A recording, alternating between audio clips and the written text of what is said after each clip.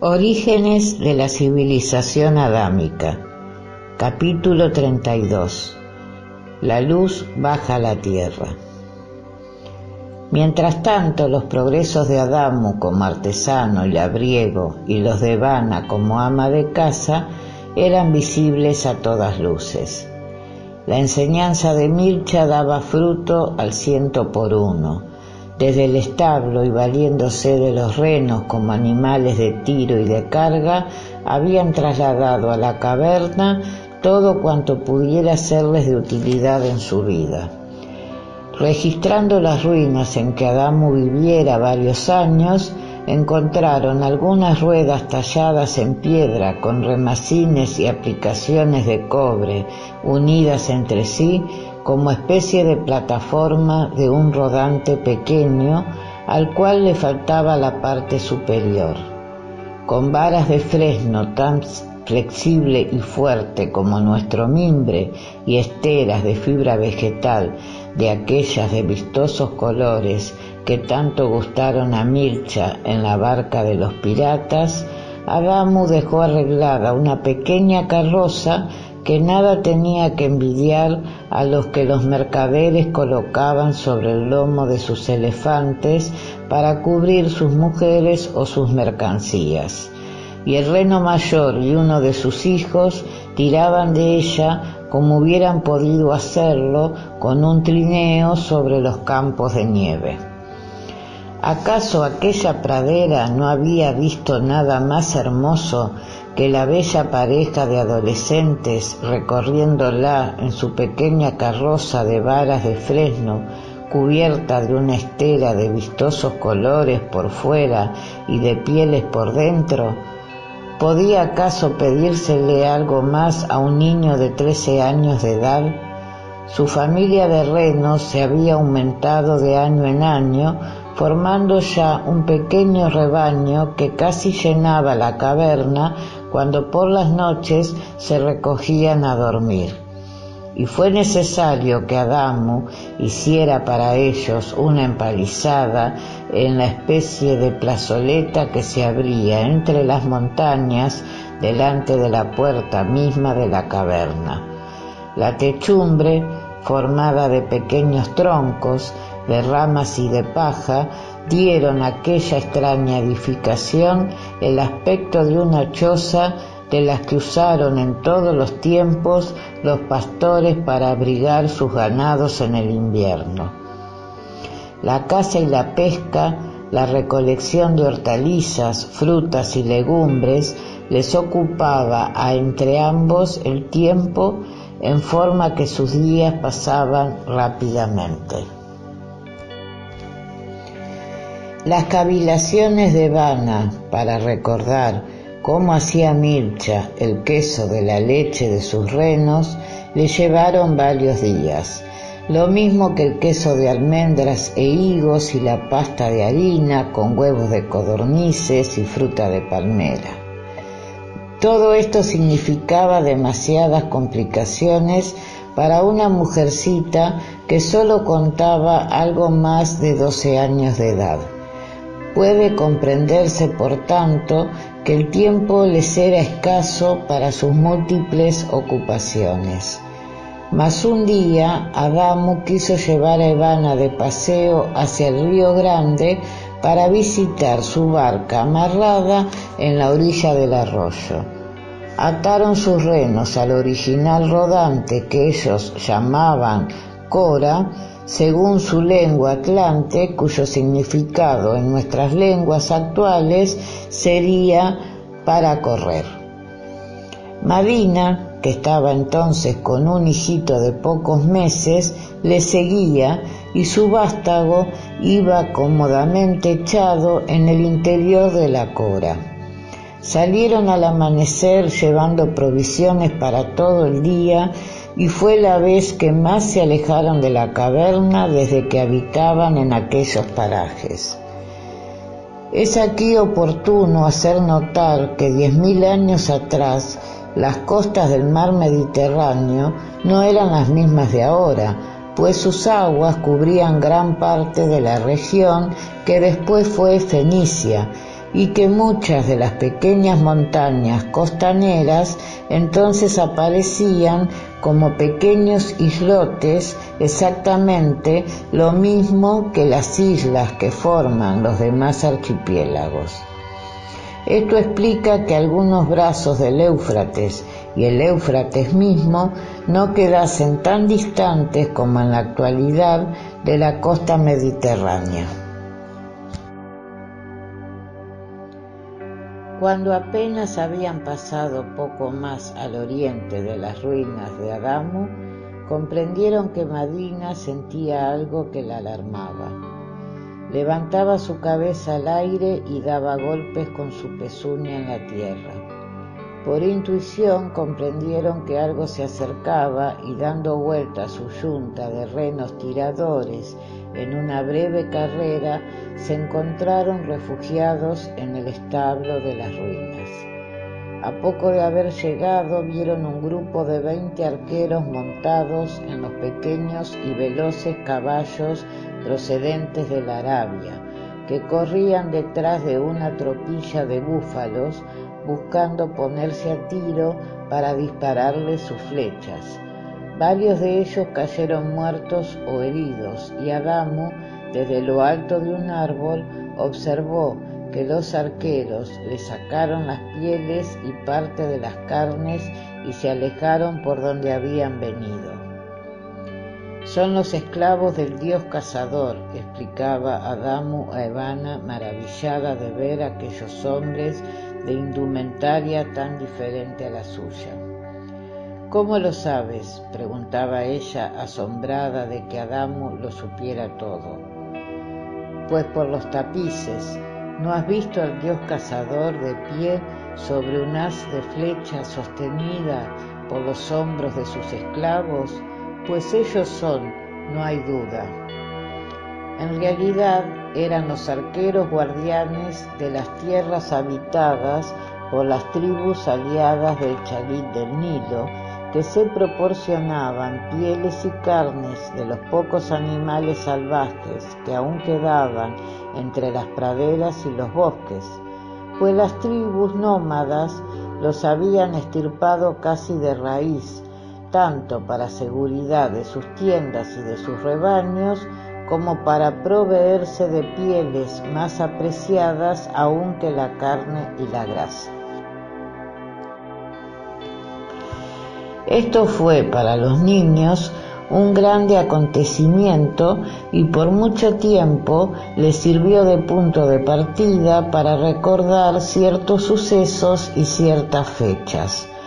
Eran los primeros seres humanos de carne y hueso que habían visto desde que ellos recordaban, a excepción de Sofía y Milcha.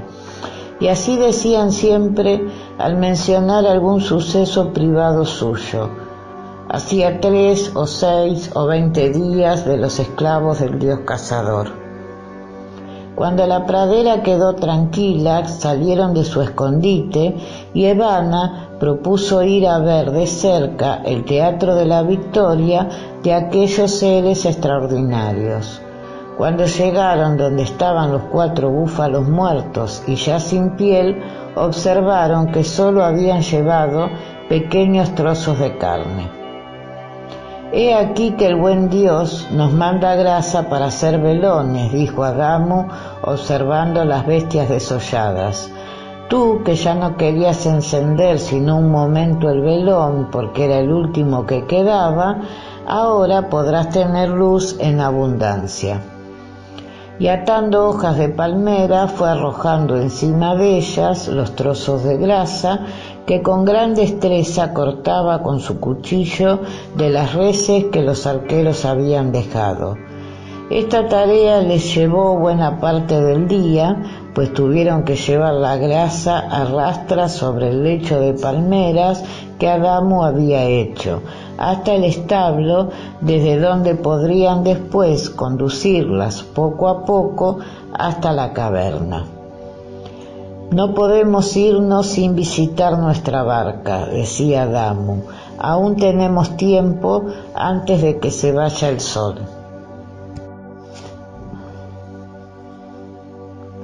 y como no quedaba de allí tan distante, caminaron a pie hasta la orilla del arroyo en la verde colina, aquella donde Milcha se durmió a la vida física para despertar libre y feliz en el plano espiritual. Allí les esperaba otra sorpresa mayor, si cabe, que la de los esclavos del dios cazador. La barquita había sido desatada de su amarra y la corriente la había llevado hasta un recodo del arroyo en el cual se quedó encallada. En ella estaba una mujer muerta y escuálida y un niño vivo que gemía tristemente. Adamu se montó en Madina y tiró la barca de la amarra hasta sacarla a la orilla. Aquel cadáver estaba rígido y frío, y Adamu explicó: «Esta mujer ha sido dejada por su alma como tu mamá y la mía dejaron también sus cuerpos.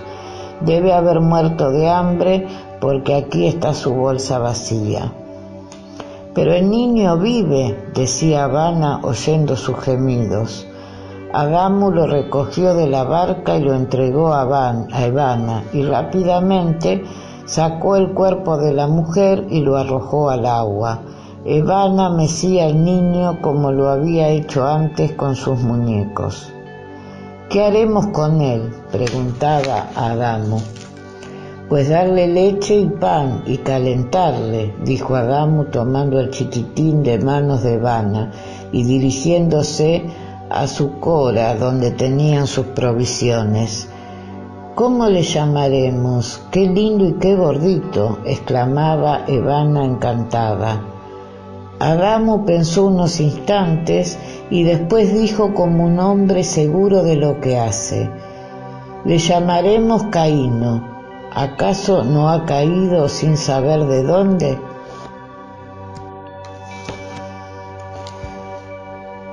«Ay, Caíno, Caíno, cuánto vamos a quererte», decía Havana. El niño parecía tener cerca de 2 años y cuando se vio alimentado y acariciado, cesó de gemir y comenzó a andar a gatas, o sea, arrastrándose por el suelo. Decía algunas palabras cortadas que Adamu y Havana no entendían. Era bastante común en aquellos tiempos que una mujer se viera arrojada de su casa por la familia por diversos motivos. Unas veces por celos de una mujer contra otra, de las que tenían su propio marido, otras veces huían ellas mismas y eran esclavas por malos tratamientos o por evitar que le fueran quitados sus hijos para llenar el vacío en algún hogar en que no los había. El relato bíblico de Agar, esclava de Abraham, huyendo con su hijo a través del desierto, es una prueba de lo que decimos referente al caso de Caíno. Lo cierto es que Adamu y Havana volvieron al anochecer a su caverna, aumentados en familia, con el pequeño huérfano que empezó a caminar por sí solo a poco de haberlo encontrado. En su infancia hizo el mismo camino de Adamu y el pequeño hijito de Madina. Fue su primer juguete y su más constante compañero. Era de carácter impetuoso y vivaz, y daba gritos de ira cuando caía o se veía contrariado en sus deseos. Ambos le quisieron mucho, haciéndole objeto de todo su cariño, hasta que 15 lunas después les nació Abel, como un loto blanco, en la tibia claridad de una noche de luna en plena primavera. Aquel primer retoño del árbol frondoso de un amor de adolescentes fue el sagrado tabernáculo en que se encerró el Verbo de Dios hecho carne, la palabra de verdad eterna hablada por Dios a la humanidad, el reflejo divino del eterno amor derramándose en esta tierra como la cauda luminosa de un astro que flotara sobre las tinieblas de la humanidad. Y Havana, que aún no había vivido 14 años completos, se sentía niña todavía, y jugando a veces con los dos pequeños, les cerraba los ojos, encendía la antorcha de hojas secas de palmera y decía con inimitable gracia: «Soy la diosa Minerva, enseñando la divina sabiduría a los niños ciegos». El nacimiento de Abel tornó más grave y serio a Adamo, que se había desarrollado notablemente, representando en apariencia unos 18 años cuando solo tenía 14. El carácter celoso de Caíno se notó desde los primeros días de vida terrestre de Abel. Le hacía daño el ver al pequeñín en el regazo de Vana, y por mucho que ella luchó por anular en el niño esa naciente pasión, no pudo conseguirlo, sino que por el contrario, parece que creció con los años. Pero no anticipemos acontecimientos. Ningún suceso extraordinario se dejó ver en el mundo físico al nacimiento de aquel niño que bajaba a la tierra con el mensaje divino del Padre. Pero entre los Kodvas de Negadá y del Caspio y los que estaban diseminados en las cavernas en la concentración espiritual de esa noche, los videntes contemplaron, llenos de intensa emoción, el descenso radiante del espíritu de luz hacia una caverna de las orillas del Mar Grande, habitada por un matrimonio de adolescentes. Un inmenso cortejo de las almas mensajeras de Dios acompañó al excelso mártir a su nueva inmolación terrestre y por muchos días continuaron flotando entre la atmósfera del plano físico hasta que el espíritu misionero estableció la perfecta conjunción con el cuerpecito infantil. Y en las radiantes visiones de la mansión de la sombra habían resonado las mismas armonías, las mismas voces sin ruido para el resto de los hombres, que se escuchan en todos los mundos a la aparición de los Mesías en el plano físico. Gloria a Dios en los espacios infinitos, paz a los seres de buena voluntad. El Verbo de Dios ha nacido en la tierra, exclamaban los Kodvas, en la suprema felicidad del éxtasis. Y por si acaso los que se hallaban diseminados en las cavernas no lo sabían, dado que no disponían allí de las energías astrales y etéreas acumuladas desde siglos en el santuario, el Alto Consejo dispuso la salida de mensajeros hacia todos los edenes y refugios de hijos de Numú, anunciando el grandioso acontecimiento y ordenando a la vez que recorrieran las cavernas de la costa del Mar Grande a fin de encontrarle y proveer a sus necesidades físicas. Algunos Kodvas dotados de grandes facultades psíquicas habían observado en las manifestaciones plásmicas de la noche del nacimiento del Verbo que su radiante cortejo espiritual descendió sobre el pronunciado golfo que forma el Mediterráneo en la parte noreste, y esa indicación fue dada a los mensajeros y el paraome. Llamando a Aldis le dijo: «Ahora sí que es llegada la hora de que salgas a reunirte con tu hijo Adamo, a quien ha visitado la luz de Dios y cuyo camino ya nadie puede torcer». Aldis no se hizo repetir la orden y, embarcándose en Negadá con todo el grupo de mensajeros que debían ir quedando en los sitios en que residían los Kodvas misioneros, se hicieron a la vela al día siguiente del aviso espiritual.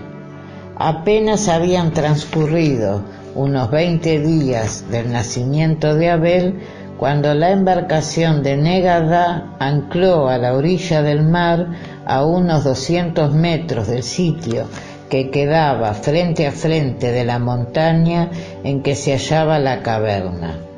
Era el atardecer y vieron la pequeña majada de renos que volvían de opuesta dirección, o sea, del arroyo, y caminaban a paso lento hacia la montaña.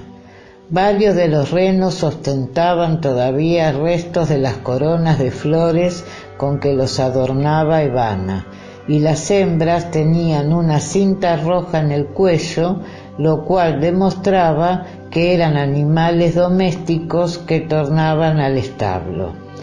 Los siguieron a distancia y les vieron perderse entre los vericuetos de las montañas que quedaban a poca distancia. Aldis, acompañado de 3 codvas ancianos, se dirigió hacia aquel lugar, pues si no era allí la caverna que buscaban, por lo menos podrían obtener alguna noticia respecto del suceso que allí los conducía. Adamu, que abría en ese instante la puerta hecha de troncos del establo de sus renos, fue el primero que les vio acercarse. Ellos le vieron también y agitaron en el aire un paño blanco en señal de paz, pero Adamu nada entendía de dicha señal. No obstante, no sintió alarma alguna ante los visitantes y esperó tranquilo a sus renos, que llegaron poco antes que los codvas.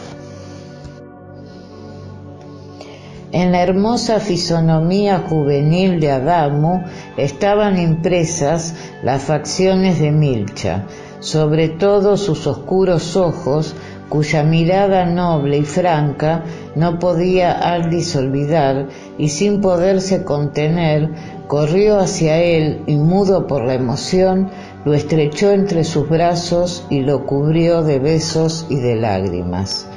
Los codvas ancianos, igualmente emocionados, hacían esfuerzos por ocultar las lágrimas silenciosas que se deslizaban por sus rugosos semblantes, y el pobre Adamu preguntaba sin ser contestado: «¿Quién sois? Yo no los conozco». «Adamu, hijo mío», exclamaba Aldis, «hijo de Milcha la heroica, la amada Milcha, yo soy Aldis, tu padre. ¿Acaso nunca te habló tu madre de mí?» «Venid», dijo Adamus emocionado también, «entrad en mi cabaña y hablaremos». «¿Y Ivana y tu hijito?», continuó interrogando Aldis, lo cual hacía comprender a Adamu que aquel hombre decía la verdad, pues que sabía el nombre de su madre, el de Ivana, y también el nacimiento de su hijo. Ivana, toda asustada, se había ocultado con los 2 niños en la alcoba. Adamu fue por ella y, lleno de regocijo, le explicó el extraño acontecimiento. En Ivana encontró Aldis un marcado parecido a Sofía y a Jehová a la vez, y por si alguna duda podía quedar, Adamu le enseñó algunas láminas de corteza en que ya Sofía o ya Milcha habían escrito en su lengua atlante: «Adamu, hijo de Aldis, guardia del palacio de Noepastro rey, y de Milcha, esclava favorita de la princesa Sofía de Otlana». Y otra que decía: «Ivana, hija de Jehová, del primer cuerpo de guerreros de Noepastro rey y de Sofía de Otlana». Aldis, el solitario y el desterrado, el proscripto de su patria y de su hogar, se sintió inundado de una doble felicidad. Tenía entre sus brazos a su único hijo y a su primer nietecito. Era padre y abuelo, y el pequeño Abel dormía cuando Ivana lo puso entre los brazos de Aldis. Este, que sabía el secreto que se ocultaba en aquel niño, se puso de pie como para recibir un objeto sagrado. «Debía recibirle de rodillas», dijo, estampando un beso religioso de veneración sobre la blanca frente del niño dormido. Esa noche los codvas La pasaron de la caverna y a los comentarios y los relatos y las interrogaciones de una parte y de otra son fáciles de adivinar dadas las circunstancias que rodeaban a los personajes. «¿Cómo habéis llamado a este niño?», preguntó por fin Aldis. «Hasta ahora le hemos dicho Piquín, porque es tan chiquitito», contestó Evana, «pero hay que buscar para él un nombre muy hermoso». «¿Queréis que os diga uno?», volvió a preguntar Aldis. «Decidlo», contestó Adamo, «y se hará como vos queráis». Allá en el santuario donde fue anunciado su nacimiento, dicen que debe llamársele Abel, que en la lengua de los siervos de Dios quiere decir bello como el sol. Pues bien, que se llame Abel, porque en verdad es bello como el sol, decía Evana besando tiernamente a su hijo. A partir de este momento fueron casi ininterrumpidas las visitas de los Codvas a la caverna del país de Tea, transformada desde entonces para ellos, únicos poseedores del gran secreto, en templo augusto del Verbo de Dios. La embarcación que condujera a los mensajeros del Alto Consejo debía regresar a Negadá cumplida su misión.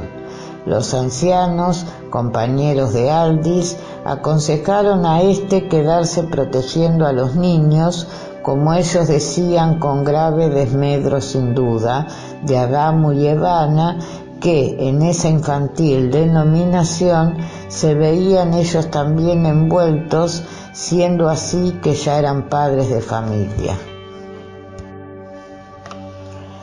La noche última que pasaron los Codvas en la caverna antes de regresar, quisieron hacer una concentración espiritual en común. Uno tocaba un instrumento semejante al arpa en la forma de su cordaje, pero mucho más pequeño, algo así como la cítara de nuestros tiempos. Improvisaron pues una mansión de la sombra en miniatura, dejando abierta la puertecilla de la alcoba en que el pequeño Abel dormía. Cainot dormía también en un ángulo de la caverna sobre una de aquellas cajas de cuero traídas por los piratas, transformada en cama mediante pieles y mantas sacerdotales. El Codva músico, al cual llamaremos Daves, y que era quien había venido como jefe en la misión del mensajero, ordenó a los circunstantes la forma y modo de reunirse para constituir una bóveda cítica o templo astral adecuada a lo que se debía realizar. El centro de la cadena fluídica era la puertecilla de la alcoba en la que dormía Abel. Allá a ambos lados sentó a Adamo y Evana, Aldis enseguida de su hijo y Daves a continuación de Evana, y entre Aldis y Daves los otros tres Codvas ancianos. El arpa de Daves, discípulo de Boindra, comenzó a vibrar suave y delicadamente al principio, y sus tonalidades fueron adquiriendo poco a poco las intensidades de una plegaria extática. Evana comenzó a llorar silenciosamente, y Adamo, sin poderlo remediar, exhalaba profundos suspiros.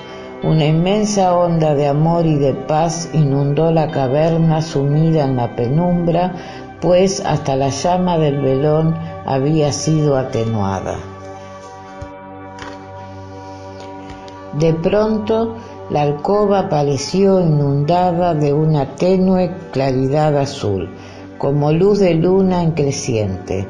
Evana iba a incorporarse asustada, pero Aldis la contuvo con una señal de calma y de silencio. La luz de la alcoba inundó lentamente toda la caverna y entonces fueron visibles las imágenes fluídicas de Sofía, Mircha y Giovanni en torno a la cama en que el pequeño dormía. La luz se hizo aún más intensa en torno al niño dormido, en forma que éste desapareció entre la deslumbrante claridad y un momento después se diseñó nítidamente el cuerpo astral del Verbo de Dios, de pie, junto al inmenso lecho de Gaudes, el mago atlante, en que yacía en profundo sueño el diminuto cuerpo físico que aprisionaba aquel reflejo de amor eterno.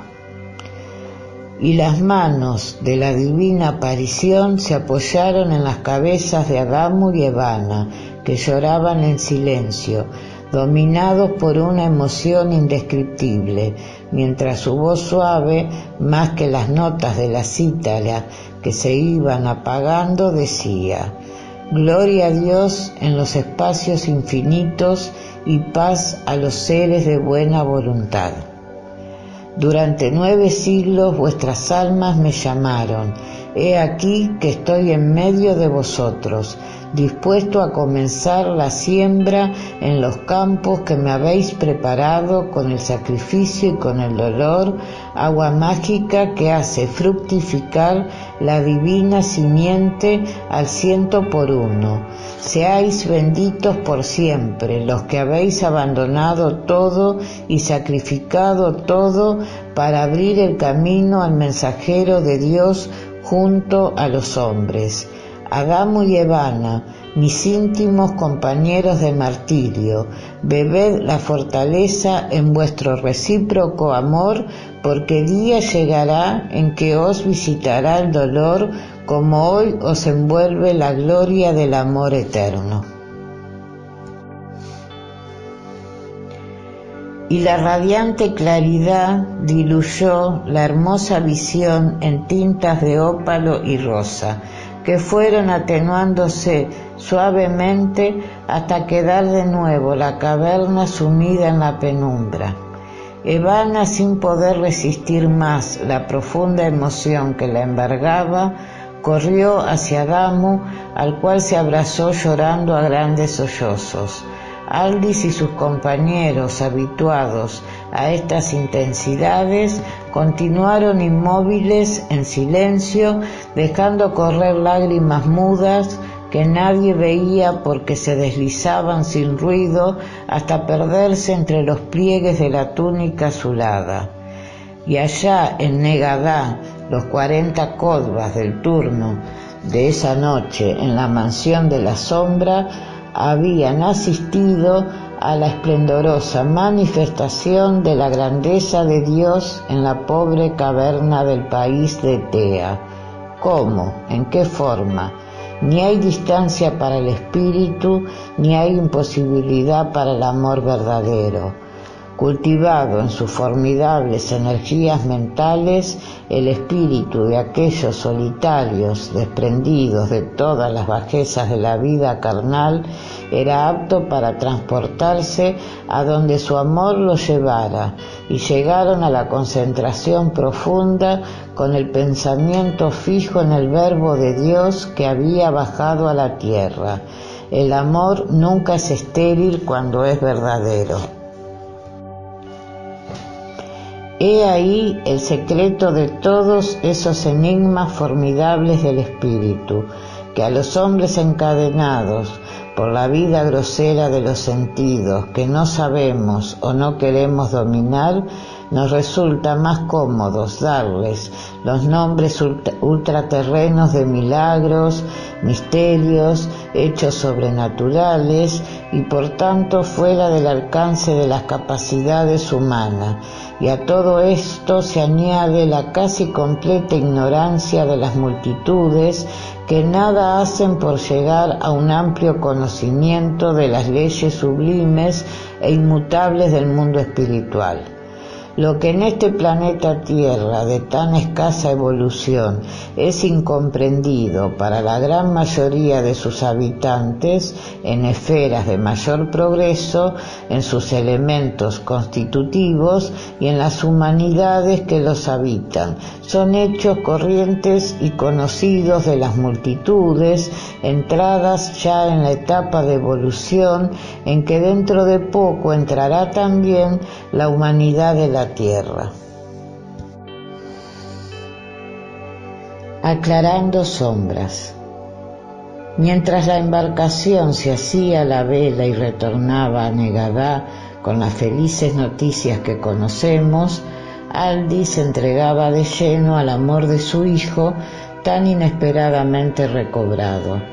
En Adamu amó también a Ivana y a entre ambos los amó sobre todo en Abel, cuya grandeza y divina figuración en la historia de la humanidad le era ya conocida por las vastas y profundas enseñanzas que había recibido en 14 años de vestir la túnica azulada. Y Adamu y Ivana recibieron de Aldis muchos de los conocimientos adquiridos por él en Negadá, la historia de su propio nacimiento, su origen atlante y todo lo concerniente a su primera infancia hasta que él y Jobán fueron tomados prisioneros por los piratas. Los niños le referían a su vez todo cuanto surgía más o menos claro en la penumbra de sus recuerdos infantiles, y Aldis, avesado ya a mirar la égida soberana del Ser Supremo en el encadenamiento de los sucesos grandes y pequeños alrededor de la nueva venida del Verbo de Dios a la tierra, abría su espíritu a las irradiaciones divinas del amor eterno que le permitía observar desde tan cerca la grandeza y la gloria de Dios manifestada a los hombres. Aquí cabe meditar en el porqué de las leyendas tan fantásticas e irreales cuando hubo medios para contar a los hombres del futuro los hechos tal como ocurrieron. Intervienen, a juicio mío, muchos factores, siendo el principal de ellos la destrucción de Negadá por los hicsos, que invadieron y poseyeron durante siglos las fértiles regiones del Sior o delta del Nilo, y los Codbas, a los 3 o 4 siglos después de Abel, dejaron introducir ciertas relajaciones en los hábitos y costumbres heredados de sus primeros fundadores. El nombre de Tidalá, rey de naciones, tuvo el poder mágico de despertar ambiciones del todo opuestas al sencillo espíritu de la ley, que había hecho sabios y justos a los hijos de Numú. Y de la misma manera que hoy los sucesores de Pedro, el pescador de Galilea, llegaron con el tiempo a ser los más fastuosos y dominadores de todos los soberanos conocidos de las antiguas y modernas civilizaciones. En idéntica forma, el hombre faro del antiguo santuario de los Codbas se transformó a través de los siglos en hijo de los dioses, en una divinidad que tenía sobre la tierra todos los poderes de la divinidad, exactamente lo mismo que los pontífices del catolicismo. ¿Quién puede reconocer en los faraones de las dinastías mencionadas ya por la historia al hombre faro dulce y modesto que regía paternalmente la casa de Numú en la lejana época neolítica? ¿Quién puede reconocer en los pontífices romanos de la Edad Media, dominando cabezas coronadas, a Pedro el pescador y a los humildes dirigentes de la agrupación cristiana de los primeros siglos de nuestra era? Gran parte de los Codbas levantaron sus protestas cuando comenzaba la transformación.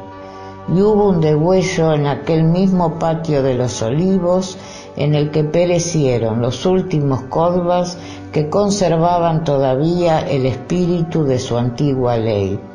El paraodme tuvo conocimiento de que iba a ser destituido por sus desmanes, por sus costumbres mundanas, por su profanación de las constituciones más sagradas, y secretamente hizo entrar a sangre y fuego hordas de piratas que le libraran de un solo golpe de los Códbas fieles a su ley, que se habían unido para implantar nuevamente las antiguas costumbres. A partir de este hecho, las fuerzas del mal cayeron como una tromba devastadora sobre aquella antigua morada de la paz y de la santidad.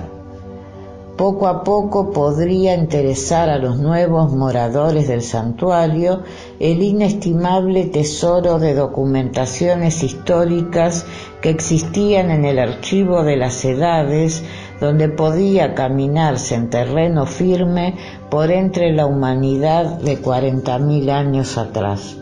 No obstante, algunas tradiciones quedaron flotando en el ambiente cálido de las verdes praderas del delta, pero tradiciones empapadas de fantasmagoría, inaceptables por la razón y por la lógica, tradiciones que confundían en desastrosa amalgama a los hombres y a los dioses, a los hombres y a los lugares habitados por ellos, a los hombres y a los montes en cuyas cavernas se refugiaron, y llega hasta darse el caso de que por la diversidad de lenguas de un mismo personaje, las leyendas han formado 3 o 4, dándole cada lengua un nombre diferente, lo que equivale a transformarle en un personaje distinto.